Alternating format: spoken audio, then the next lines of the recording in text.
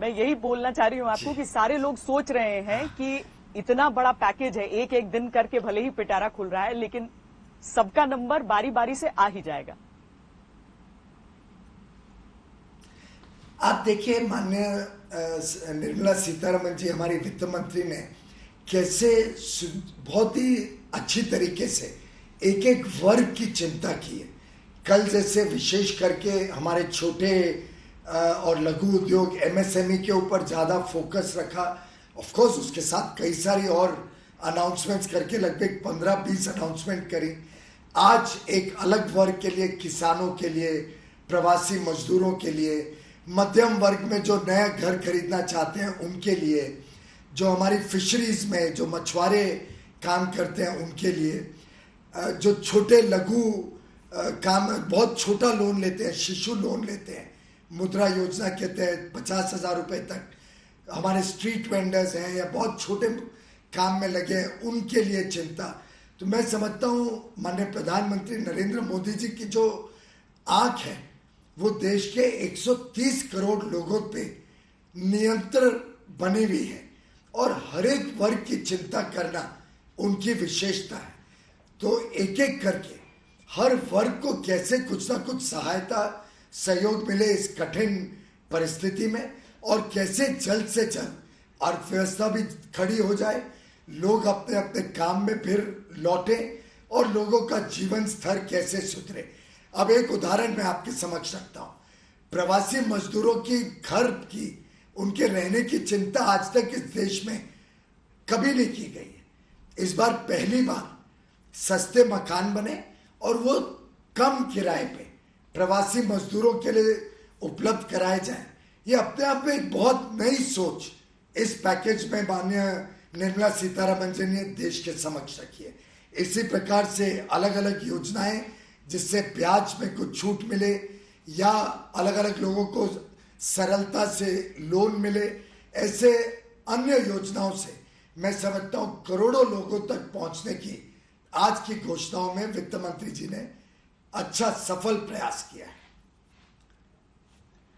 पीयूष गोयल जी, चूंकि आपने प्रवासी मजदूरों का जिक्र किया ही है तो मैं उस तरफ चर्चा को ले जाना चाहती हूँ कि जब तक रेलगाड़ियां नहीं चलाई गई थी, वो श्रमिक स्पेशल नहीं चलाए गए थे, तब तक तस्वीर बहुत ज्यादा दर्दनाक थी। ऐसा नहीं है कि आज वो तस्वीर का दर्द कुछ कम हुआ है, लेकिन एक चीज समझना चाहती हूं कि इतनी ट्रेनें चलाने के बावजूद क्यों ऐसा नजर आ रहा है कि कई मजदूर अपने अपने राज्यों को जाने के लिए अभी भी सड़कों पर ही निकल रहे हैं। क्या सभी राज्यों ने उतनी तादाद में आपसे ट्रेन की मांग नहीं की है? बहन जी, दुर्भाग्य की बात है कि हमारे पूरे प्रयासों के बावजूद कई राज्य ऐसे हैं जो ट्रेन को ले ही नहीं रहे। जो भारतीय रेल ने सुविधा उपलब्ध कराई है उसमें हमने 1200 ट्रेन, आप कल्पना करिए 1200 ट्रेनें पूरी तरीके से आरक्षित कर दी हैं श्रमिक स्पेशल के लिए, जिसके तहत हम 250 से 300 ट्रेन हर रोज चला सकते हैं। पहली मई से हमने पूरी तैयारी रखी थी कि 250 से 300 ट्रेन रोज चल सके, और हमारा अनुमान था कि राज्य सरकारें बड़ी बड़ी बात करते थे। मुझे सैकड़ों चिट्ठियां आती थी कि प्रवासी मजदूरों को घर जाने के लिए आप सुविधा दीजिए, ट्रेन चलाइए। हमने पूरी सुविधा तैयार कर दी। अब जब एक एक राज्य, अब मुंबई का ही देख लीजिए, मुंबई से पश्चिम बंगाल को 6 मई से रोज चिट्ठियां जा रही हैं कि हमें ट्रेन भेजनी है पश्चिम बंगाल के अलग अलग जगह। मुझे कल बताया गया कि 17 ऐसी रिक्वेस्ट पश्चिम बंगाल को भेजी गई है अभी तक। वैसे तो रिक्वेस्ट 100 ट्रेनों की है, पर वो कह रहे हैं हम और कहाँ भेजे जब पहली 17 ही नहीं परमिशन मिली है। मैंने आज दोपहर को 3 बजे भी वापस फोन करके मुंबई पूछा, भाई आई क्या कुछ परमिशन? बोला 0, एक भी परमिशन नहीं। अब पश्चिम बंगाल के लाखों प्रवासी देश भर में मजदूरी करते हैं, लाखों। वो उसमें से कई लोग अपने घर जाना चाहते हैं, अपने माँ बाप को मिलना चाहते हैं, अपने बच्चों को मिलना चाहते हैं। रेल की सुविधा हम 3 घंटे में उपलब्ध करा देंगे। कोई भी रेलवे स्टेशन, 8000 स्टेशन है देश में, जो स्टेशन से लोग कहें, राज्य सरकार कहे, उस स्टेशन से रेलवे ट्रेन की सुविधा उपलब्ध करने को तैयार है। जिस डेस्टिनेशन के लिए उनको परमिशन मिल जाए। पश्चिम बंगाल की सरकार ने पहले तो सिर्फ 2 ट्रेन की परमिशन दी। 8 तारीख की रात को जब माननीय गृह मंत्री जी ने पत्र लिखा और 9 तारीख की सुबह वो पत्र देश के समक्ष आया, तब तक सिर्फ 2 ट्रेनों की परमिशन पश्चिम बंगाल ने दी थी। उस दिन दोपहर को हमें मिला कि 8 और ट्रेन लेंगे। आपको बताते हुए मुझे शर्म आती है कि वो भी सिर्फ 8 में से भी सिर्फ 5 ट्रेन पश्चिम बंगाल ने ली, यानी आज तक सिर्फ 60 ट्रेनें जा चुकी हैं। जब कल मैंने टीवी पे ये दरख्वास्त की कि पश्चिम बंगाल और ट्रेन ले, तो आज शाम को 6:30 बजे हमें सूचना मिलती है कि पश्चिम बंगाल अगले 30 दिनों में, यानी कल से लेके 15 जून तक 105 ट्रेनें लेगा। अब बहन जी आप बताइए, 105 ट्रेन में मात्र 2 लाख लोग जा पाएंगे। जाने वाले हैं 30 लाख, 40 लाख, शायद 50 लाख। अभी उनको तो रोज 105 ट्रेन लेनी चाहिए, तब जाके लोगों को सड़कों में नहीं निकलना पड़ेगा, ट्रैक पे नहीं चलना पड़ेगा। पर क्या रेलवे ये आपूर्ति कर पाएगा अगर वो इतनी बड़ी तादाद में मांगे, या बाकी राज्य कहें कि हमें और चाहिए? अगर पश्चिम बंगाल, जो राज्य, मैं आपके माध्यम से कहना चाहता हूं, छत्तीसगढ़, झारखंड, राजस्थान, पश्चिम बंगाल पर्याप्त मात्रा में अपने प्रवासी मजदूरों को लेने के लिए ट्रेन की परवानगी नहीं दे रही है, मैं आपके माध्यम से कहना चाहता हूं, जो राज्य जितनी परमिशन देगा, हम 250 से 300 ट्रेन रोज चला सकते हैं। पश्चिम बंगाल हमें 100 ट्रेन रोज मांग ले, हम आज से लेकर 15 जून तक 100 ट्रेन पश्चिम बंगाल में रोज देंगे। माननीय प्रधानमंत्री जी चाहते हैं कि हर प्रवासी को रेल की सुविधा मिले, जो अपने घर जाना चाहते हैं, सुविधाजनक सुगम यात्रा करके अपने घर पहुंचे, अपने बच्चों माँ बाप के पास पहुंचे। और उन्होंने ये सुनिश्चित 1 मई से कर रखा है। ये उत्तर प्रदेश में 400 से अधिक ट्रेन चली गई, बिहार में 200 से अधिक ट्रेन चली गई, फिर पश्चिम बंगाल में सिर्फ 7 ट्रेन क्यों गई हैं? छत्तीसगढ़ में मात्र शायद 18 या 44 ट्रेन क्यों गई हैं? राजस्थान में 18 ट्रेन क्यों गई हैं? झारखंड में मात्र 44 ट्रेन क्यों गई हैं? मैं समझता हूं इन सब राज्यों ने जनता को जवाब देना पड़ेगा क्यों वो ट्रेनें नहीं ले रही हैं, और जल्द से जल्द इन सब राज्यों ने ट्रेन स्वीकार करनी पड़ेगी, जिससे हम ये सभी प्रवासी भारतीयों को अपने ठिकाने पे पहुंचा सकें। और आपके माध्यम से मैं सभी प्रवासी मजदूरों को कहना चाहूँगा, आप सड़क पे ना निकलें, आप ट्रैक पे ना निकलें, आप साइकिल, बस और ट्रक पे ना चढ़ें, आप अपने नज़दीकी कलेक्टर के ऑफिस में जाएं, वहाँ अपनी दरख्वास्त करें और उस राज्य सरकार के माध्यम से आपके राज्य सरकार को परमिशन के लिए पत्र लिखवाएं, और रेलवे आपको वहीं से लेके अपने घर तक पहुंचाने के लिए तैयार है। चलिए, मुझे लगता है कि आपके आरोप पर अभी इन सारे राज्यों का जिनका आपने नाम लिया है, सबकी तरफ से कोई ना कोई पलटवार तो जरूर आना होगा। लेकिन अभी हम जरा उन स्पेशल ट्रेनों की भी बात कर लेते हैं पीयूष जी, जो रेलवे ने चलाई, ताकि बाकी लोग भी अपने अपने घरों की तरफ जा सकें जिनके लिए उन्हें किराया देना पड़ रहा है। लेकिन इसके साथ ही वो श्रमिक स्पेशल ट्रेनों के किराए की बात पर भी आपसे स्पष्टीकरण जरूरी है, जिसे लेकर इतना असमंजस हुआ कि कहा गया 85% केंद्र, 15% राज्य। कांग्रेस ने कहा नहीं, हम तो पूरे के पूरे पैसे दे देंगे। उसके बावजूद मजदूरों ने दिखाया कि देखिए टिकट के पैसे हमने दिए हैं। बहन जी, इसमें बहुत ही सरल व्यवस्था की गई। पूरा जो खर्च होता है ऐसी स्पेशल ट्रेन चलाने का, वो खर्च अगर 100 रुपए होता है तो केंद्र सरकार ने उसमें से 85 रुपए खुद रेलवे के ऊपर पूरा उस खर्च को अपने कंधे पे उठाने का निर्णय लिया। तो हर 100 रुपए जो खर्च होता है उसमें 85 रुपए केंद्र सरकार और भारतीय रेल के कंधे पे आते हैं, हमारे ऊपर आते हैं। अब पूरी तरीके से आप जरा कल्पना करिए, अगर अनाउंस कर दे कि सब कुछ मुफ्त है, तो लाखों करोड़ों लोग एक इस मुफ्त सुविधा के लालच में अगर ट्रेन स्टेशनों पे हजारों लाखों की संख्या में पहुंच जाए तो व्यवस्था चरमरा नहीं जाएगी। कैसे कंट्रोल करेंगे? आपने देखा था हमारे कांग्रेस के कुछ मित्रों ने कैसे बांद्रा स्टेशन पे हजारों लोगों को पिछले लॉकडाउन के अंतिम दिन में भेज दिया था, कैसे लॉ एंड ऑर्डर प्रॉब्लम हो गई, कैसे संक्रमण तेजी से फैल सकता था।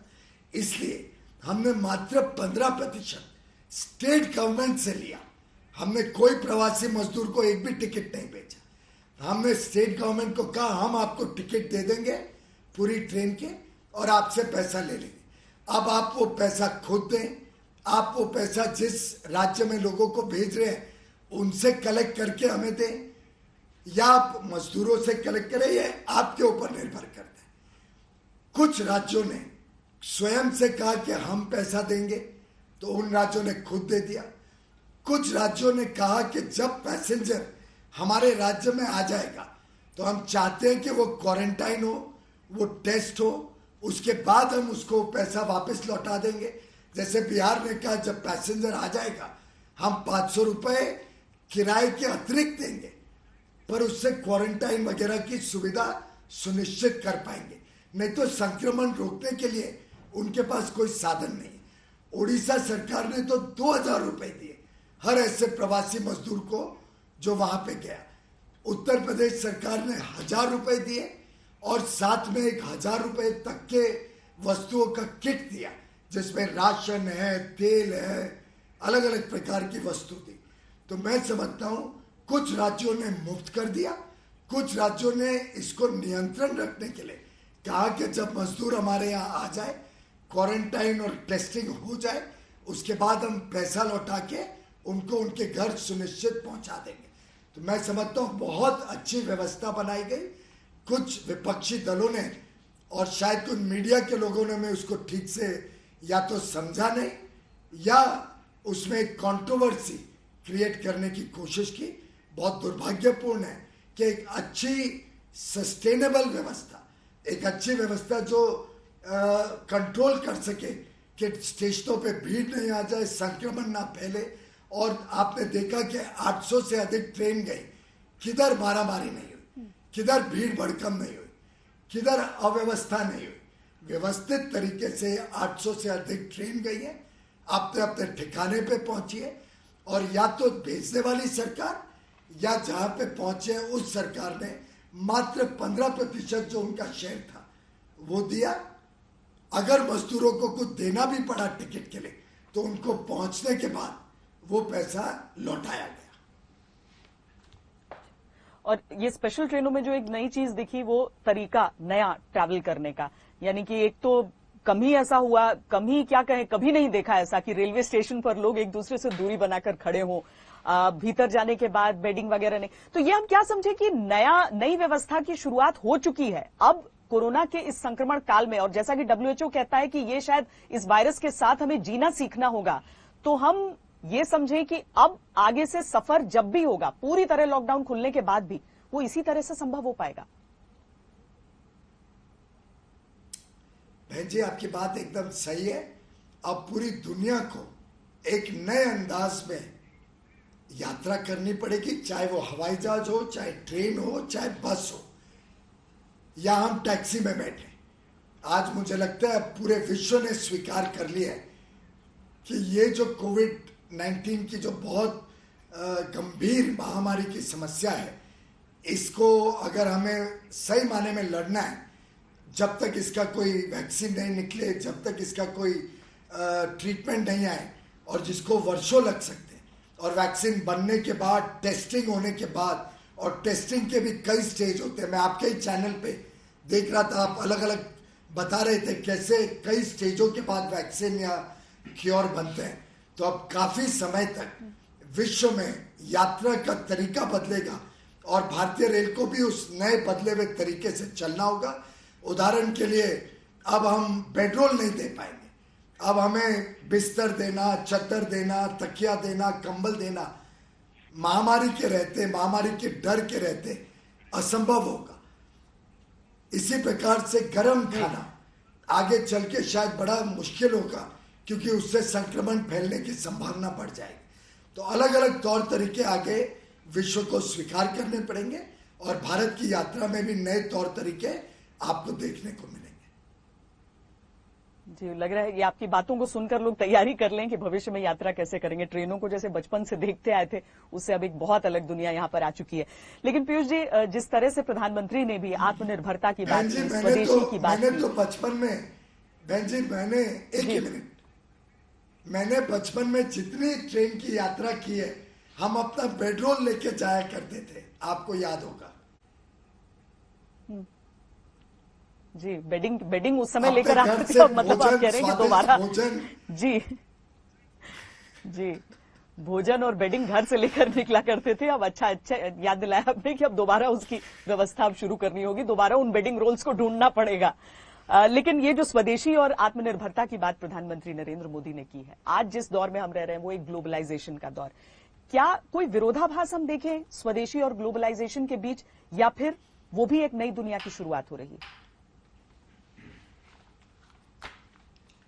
बहुत स्पष्ट है कि स्वदेशी या आत्मनिर्भरता और अंतरराष्ट्रीय जो ग्लोबलाइजेशन बोले या अंतरराष्ट्रीय जो काम करने का तौर तरीका है, मिलजुल के काम करने का, इसमें जरा भी कोई अंतर विरोध नहीं है। आत्मनिर्भरता होती है कि भारत एक अपने आप में आर्थिक शक्ति बने, एक सुपर पावर बने, भारत में मैन्युफैक्चरिंग को बल मिले, मेक इन इंडिया को बल मिले, लोगों में एक नेशनलिस्टिक स्पिरिट हो, एक ऐसी भावना जगे कि भारत में निर्माण किया हुआ वस्तु भी अच्छी गुणवत्ता वाला हो सकता है, उसकी भी अपनी वैल्यू है। हर वस्तु में लाखों करोड़ों लोगों को पीछे नौकरी मिलती है, काम करने का अवसर मिलता है, हमारे उद्यमी को अवसर मिलते हैं, हमारे उद्योग को बल मिलता है। ये स्पिरिट आज देश में जागृत करने की आवश्यकता है। और आज हमारे 130 करोड़ लोगों की जो मार्केट है, जो इतना बड़ा डिमांड की संभावना है, उसको हम क्यों सिर्फ विदेशी कंपनियों को ही ऑफर करें? क्यों नहीं भारत में भी हम ऐसी कैपेसिटी बनाएं कि हम विश्व को सप्लाई कर सकें और भारत की भी रिक्वायरमेंट्स को पूर्ति कर सकें। अब आप एक छोटा उदाहरण ले लीजिए, पर्सनल प्रोटेक्टिव इक्विपमेंट। भारत में आज से 3 महीने पहले हजारों की संख्या में भी नहीं बनता था पर्सनल प्रोटेक्टिव इक्विपमेंट जो हम डॉक्टर्स, नर्सेस को पहने हुए देखते हैं। जब जरूरत पड़ी तो भारत में इतनी क्षमता है, हमारे उद्यमियों में, हमारे मजदूरों में, कामगारों में इतनी क्षमता थी कि मात्र 3 महीने के भीतर आज भारत में 3 लाख से अधिक पर्सनल प्रोटेक्टिव इक्विपमेंट पीपी रोज बनते हैं। एवरी सिंगल डे 3 लाख से अधिक पीपी बनते हैं। और आज हम आत्मनिर्भर बन गए। विश्व में कोई देश आज हमें सप्लाई नहीं कर रहा है पीपीज, सब अपनी अपनी जरूरतों के लिए पीपीज रख रहे हैं। जिन देशों के पास पीपी एक्स्ट्रा है वो अमीर देशों को दे रहे हैं, भारत को देने के बदले अमीर देशों को पहले दे रहे हैं। तो ऐसे में आज भारत आत्मनिर्भर बना, ये अपने लिए कितने गर्व की बात है। वेंटिलेटर्स आज विश्व में किधर नहीं मिल रहे, हमारे ऑर्डर्स पेंडिंग है लेकिन देश दे नहीं रहे। लेकिन भारत की कंपनियों ने चुनौती स्वीकार की। आज भारत में वेंटिलेटर्स की प्रोडक्शन लगभग 50 गुना तक बढ़ जाएगी और भारत आत्मनिर्भर होगा। पीएम केयर्स फंड से 2000 करोड़ रुपए खर्च के आज गांव-गांव के जो प्राइमरी हेल्थ केयर सेंटर है उसमें हम वेंटिलेटर पहुंचाएंगे। तो ऐसे ऐसे करके एक आत्मनिर्भर स्वावलंबी भारत की कल्पना जो माननीय प्रधानमंत्री ने रखी है, मैं समझता हूं देश की अर्थव्यवस्था को 4 कदम आगे बढ़ाएगा, 10 कदम आगे बढ़ाएगा। और जब पूरा देश जब इस आत्मनिर्भरता के संदेश के साथ जुड़ जाएगा तो मैं समझता हूं देश में बड़े पैमाने पे रोजगार, बड़े पैमाने पे उद्योग को बल मिलेगा। पर पीयूष जी, अगर एक भारतीय का स्वाभिमान ये कहता है कि दुनिया में आज जो वर्चस्व मेड इन चाइना का है, हम उनकी क्वालिटी को एक तरफ रखें, किस देश में किस तरह की क्वालिटी भेजते हैं, मेड इन चाइना अगर अधिकतर सामानों पर अब तक दिखता था, और अगर एक हिंदुस्तानी अपने स्वाभिमान से भरकर ये सोचे कि मेड इन इंडिया उस मेड इन चाइना को रिप्लेस कर देगा, तो क्या यह अतिशयोक्ति है या फिर हम इसके लिए वाकई तैयार हैं? पूरी तरीके से तैयार है। भारत का जनमानस आज इस बात से जुड़ गया है।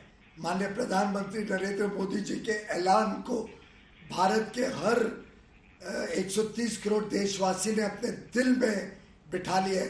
कि आप हमें जहां तक हो सके भारत में बना हुआ सामान इस्तेमाल करना है, भारत में बना हुआ कपड़ा, भारत में बना हुआ पेन, भारत में बने हुए चीजों को अब तेज गति से बल मिलेगा, प्रोत्साहन मिलेगा। हम सरकार की तरफ से भारत के उद्योग की गुणवत्ता सुधार करने के लिए भी उनको सहयोग करेंगे। हमारी इंडस्ट्री कैसे अपनी कैपेसिटीज बढ़ाए, उसके लिए माननीय निर्मला सीतारमण जी ने कल भी कुछ प्रमुख घोषणाएं की थी, जैसे एमएसएमई सेक्टर की इन्वेस्टमेंट लिमिट्स को बढ़ाया, जैसे एमएसएमई सेक्टर को कम ब्याज पे कैसे पैसा मिले गवर्नमेंट गारंटी के तहत उसकी घोषणा की, और 3 लाख करोड़ रुपए। और क्योंकि गवर्नमेंट गारंटी होगी तो ये AAA लोन हो गया। AAA लोन होने की वजह से बहुत सस्ते ब्याज पे बिना कोलैटरल, बिना सिक्योरिटी के हमारे छोटे उद्यमियों को मिलेगा। इसके डिमांड के ऊपर बड़े उद्योग को भी उनकी कैपेसिटी बढ़ाने को, उनकी कैपेसिटी यूज करने के लिए और हमने सक्षम बनाया। तो मैं समझता हूं इसका चेन रिएक्शन, मल्टीप्लायर इफेक्ट इस देश को और तेज गति देगा, देश की अर्थव्यवस्था को बढ़ाएगा। और भारत जितना ज्यादा भारत में कंपेटिटिव तरीके से जो वस्तु बना सकता है वो भारत में बने, और जहां पे हमारा कंपेटिटिव क्षमता नहीं है, अगर हमें विदेश से लाना पड़े तो उसको हम विदेश से लाएंगे। यही है ग्लोबलाइजेशन और आत्मनिर्भरता का मिलन। यही मिलन के साथ आगे भारत काम करेगा। ये जब हम ये 20 लाख करोड़ का पैकेज देखते हैं पीयूष जी, तो उसमें एक तो होता है, पहले लगा कोरोना रिलीफ, लेकिन ये रिलीफ के साथ ये एक री इन्वेंशन नजर आ रहा है। लग रहा है जैसे कि एक पुनर्निर्माण की तरफ हम बढ़ रहे हैं। क्या ये आकलन सही है? आपको याद होगा माननीय प्रधानमंत्री जी ने कैसे गुजरात में कच्छ का जब अर्थक्वेक आया था, भूकंप आया था, उसके बाद कैसे पूरे गुजरात की सोच को बदलते हुए गुजरात को एक बहुत तेज गति से आगे प्रगतिशील औद्योगिक प्रदेश बनाया। ऐसे ही मैं समझता हूं इस महामारी की समस्या के समय हम पूरे देश में कैसे परिवर्तन लाए, कैसे देश की सोच, जनमानस की सोच को ट्रांसफॉर्म करें। और जैसा माननीय प्रधानमंत्री कई बार कहते हैं, अब परफॉर्म करना पड़ेगा, रिफॉर्म करना पड़ेगा। और अगर हम परफॉर्म और रिफॉर्म नहीं करें तो फिर हम देश को आगे नहीं बढ़ा पाएंगे। तो आज पूरा देश उनके साथ जुड़ गया है। इस देश की पूरी सोच बदलने की आवश्यकता है। उस आवश्यकता को हम सब मिलके बदलेंगे। केंद्र सरकार, राज्य सरकार मिलके काम करे। नई उद्योग पॉलिसी हम जल्द लाएंगे, नई लॉजिस्टिक्स पॉलिसी लाएंगे, नए काम करने के तौर तरीके को बल मिलेगा, नई इंपोर्ट एक्सपोर्ट पॉलिसी, आयात और निर्यात को कैसे आगे और अच्छी तरीके से देश को तैयार करना, बड़े तरीके में निर्यात करने के लिए, इन सब के ऊपर दिन रात अलग अलग मंत्रालयों में काम चल रहा है। किसानों को कैसे और सक्षम बनाया जाए, लघु उद्योग को कैसे और बल दिया जाए, हमारे मछुआरों का भविष्य कैसे सुधार किया जाए, हमारी ऑटोमोबाइल कंपनीज का भविष्य, खासतौर पे इलेक्ट्रिक ऑटोमोबाइल्स और BS6 ऑटोमोबाइल्स को कैसे बड़े रूप में प्रोत्साहन दे, जिससे पर्यावरण का भी चिंता की जाए, कैसे हमारे फॉरेस्ट, हमारे वनवासियों का भी जीवन सुधरे और फॉरेस्ट कवर देश का बढ़े। ऐसे देश के हर अलग अलग वर्ग का एक नया विजन लेके ये देश आगे बढ़े, ऐसा माननीय प्रधानमंत्री का सपना है और प्रतिबद्धता भी है। एक आखिरी सवाल पीयूष जी, वो ये कि प्रधानमंत्री ने जब संदेश दिया, जब देश से बात की इस बार, तो उन्होंने कहा कि कोरोना का खतरा तो है, लेकिन हमारी पूरी जिंदगी सिर्फ कोरोना के इर्द गिर्द नहीं घूम सकती है। इसके साथ ही उन्होंने चौथे चरण का जिक्र भी किया, लॉकडाउन का। तो हम क्या समझें कि जब हमारा एग्जिट होगा इस लॉकडाउन से, यानी जब ताला खुलेगा लॉकडाउन का, तो एक झटके में नहीं खुलेगा, बल्कि यही हमारा एग्जिट प्लान है कि हम धीरे धीरे थोड़ी थोड़ी सहूलियतें एहतियात के साथ देते हुए ही उस एग्जिट की तरफ बढ़ेंगे। मैं समझता हूं माननीय गृह मंत्री और उनका मंत्रालय इस आगे के 17 तारीख के बाद के चरण के बारे में पूरी तरीके से चिंता कर रहा है, प्लानिंग कर रहा है और जल्दी इसकी जानकारियां देश के समक्ष आएंगी। लेकिन जैसे आपने ट्रेन की जिक्र किया कि भविष्य में हमें यात्रा तो करनी है, कोई ऐसा तो नहीं है कि यात्रा बंद हो जाएगी, लेकिन यात्रा का तौर तरीका बदलेगा। मैं समझता हूं आगे के लिए देश में काम बढ़ेगा, व्यापार बढ़ेगा, लोग फिर एक बार काम में उतरेंगे, काम करने लगेंगे। लेकिन स्वाभाविक रूप से इस महामारी को मद्देनजर रखते हुए काम का तौर तरीका में जरूर हम सभी को थोड़ा परिवर्तन करना पड़ेगा, थोड़ी सावधानी बरतनी पड़ेगी और इसके लिए देश आज तैयार है। हम सबको चिंता करनी पड़ेगी अपने परिवारों की, अपने दोस्तों की, अपने साथ काम करने वाले लोगों की। हम जब सब एक दूसरे की चिंता करते हुए आगे आने वाले दिनों में सावधानी रखेंगे तो मैं समझता हूँ इस महामारी से हमें डरने की आवश्यकता नहीं है। फिर एक बार सबको काम पे उतरना चाहिए, फिर एक बार सावधानी बरतते हुए हम देश को पटड़ी पे लाएं, देश की व्यवस्थाओं को, रोजमर्रा के काम को फिर एक बार नॉर्मलाइज करें। लेकिन भीड़ भड़कम ना करें, बड़ी बड़ी शादियां, बड़े बड़े पार्टीज, बड़े बड़े त्योहार, बड़े बड़े रिलीजियस या धार्मिक कार्यक्रम करते हुए जरूर हमें सावधानी बरतनी पड़ेगी, जिसकी गाइडलाइंस समय समय पे देश को सुधारते रहना पड़ेगा, देश को स्वीकार करते रहना पड़ेगा। रेल पटरी पर आई है, अब जिंदगी को पटरी पर आना है। बहुत बहुत धन्यवाद पीयूष गोयल जी हमसे बातचीत करने के लिए। पीयूष गोयल केंद्रीय मंत्री हमसे बातचीत कर रहे थे। शुभ रात्रि। जी जी। तो मुद्दे तमाम, रेल किस तरीके से चली है, श्रमिक स्पेशल किस तरह से चले हैं, स्पेशल ट्रेनें कैसे चली हैं और अब अर्थव्यवस्था को कैसे उस पटरी पर लौटना है।